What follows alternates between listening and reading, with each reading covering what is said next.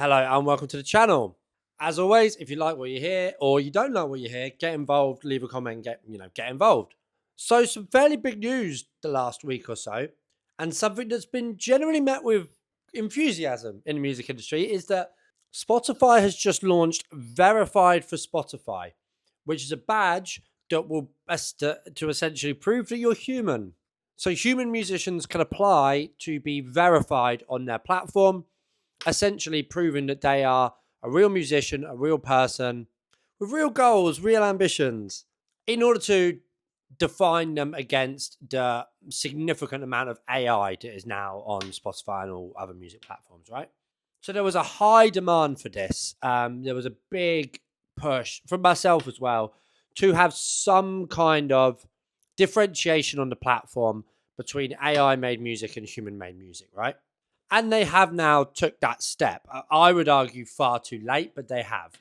Other streaming platforms have took positive steps far sooner than this, and other streaming platforms have gone far further than this. But it's something, right? It's an acknowledgement of the problem. So to go over some facts of how this is gonna work. What's gonna happen is artists will have to pass a human test, in which they will essentially have to prove some kind of live presence, which is interesting. They'll also have to prove merchandise. They'll also have to prove consistent listener activity and linked social media accounts. And also, they'll have to be consistently reaching at least 10,000 monthly active listeners for at least 3 consecutive months. You have to have 10,000 listeners or more. Interesting. For context, Spotify recently purged 75 million tracks on their platform that were identified as spam or slop. So that doesn't necessarily say that they've purged 75 million AI songs, just the AI songs that they don't like. Interesting. I mean, I'm looking right now at an artist profile that I created, which was an AI artist. I made this as an experiment. None of that music has been deleted, and that is all AI. So they seem to be being a bit choosy with how they do this. And also the big, really high streaming AI artists, i.e. Victoria Monet and people like that, they've not been deleted, right? But I don't mind that as such, because I don't AI music being created is not so much the problem. The problem is that AI music is being created at scale and bot farms are being used to drive streams on that playlist, and that fraud is happening, right? That's more my concern, right? So they're trying to reduce that, and they're trying to affect change in that scenario, which I think is a good thing, right? There's a couple of things here though that I don't know if they necessarily rub me the right way. Firstly, this sort of barrier of you have to have 10,000 monthly listeners and you have to have that consecutively for 3 months. There's a hell of a lot of real musicians who make real music and love making music who won't cross that barrier, who don't have 10,000 listeners consistently for 3 months straight. Getting 10,000 real humans to listen to your music is not easy, right? It isn't, especially if you don't really know what you're doing. So that means that if you haven't achieved that yet, say you're just starting out or you don't really have any budget to market your music or you don't really know what you're doing, you can't get this. You can't be verified as a real musician ahead of all the other AI that's out there, right? I don't know if that's necessarily fair. Equally, you have to prove a live presence or merchandise selling, right? Why do you have to sell merch? Why is that a thing? I understand. I understand that they have to put some barriers in place and they have to have some way of defining who is an artist on their platform and who isn't. But lots of artists don't sell merch. You don't have to sell merch, and that doesn't necessarily mean you're real or not. So now is this basically saying, right, you all need to invest in some merchandise in order to get verified? I don't know. I think that's an odd metric to make part of this. I suppose they've got to start somewhere, but I think that's a slightly strange one. So then you kind of start to wonder, is this actually something that's being put in place to try and stop AI slop and fraud and kind of do all the things that we wanted to? Or is this a bit of a class system that is emerging within Spotify?